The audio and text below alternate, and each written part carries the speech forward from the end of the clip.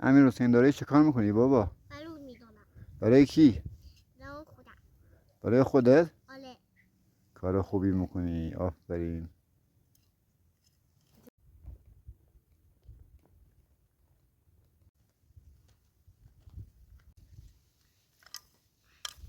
بلوط کاشتیم، زازالک کاشتیم، بادام تلخم کاشتیم.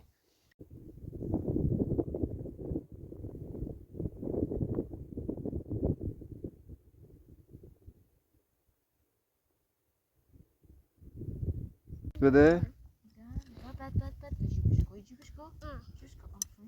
بچه ها دارین چه کار میکنین؟ ستایش امیر بلوط حسین. داریم کاریم. آفرین. بچه هم دارن بلوط میکنن. انشاءالله هممون فرنگ سازی بکنیم و یاد بگیریم.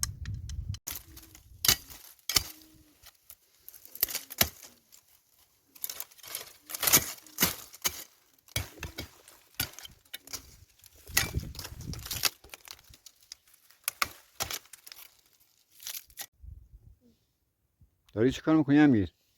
با جوب خردو. بلوط کاشتی؟ آره.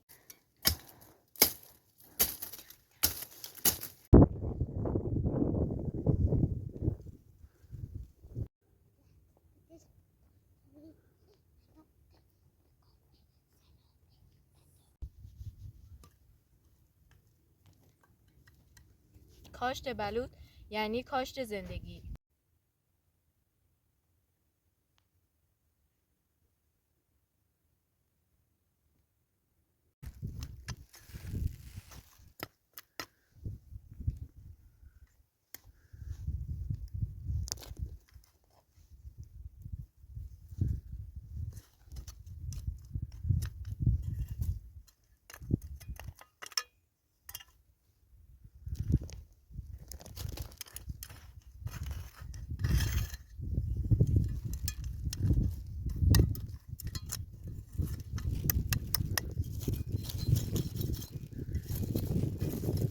اینم دقیقا پارسال کس کردم.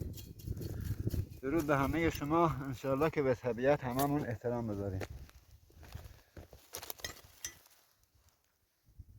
امیر حسین بلوط. بلوط میکاری؟ آره.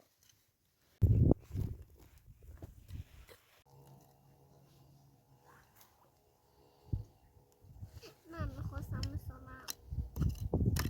احیای زاگرس یعنی احیای زندگی به تمام ایران.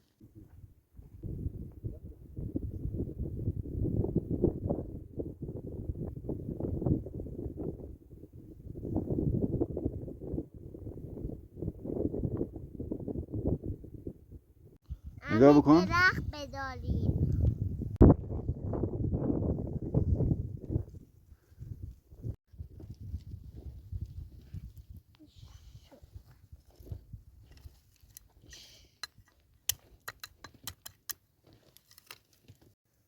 ببین دوستان برف و کنار زدم. اون بحث بلوط کمتر از 2-3 ماه آینده انشالله این یک بوته خیلی خیلی زیبا خواهد شد. یک درخت خیلی زیبا که قطعا نفعش برای همه ما خواهد. رفیقمونه دار صدق یه دست تکان بیارمون. یه دست تکان بیا. خستهش نوید قربان دم.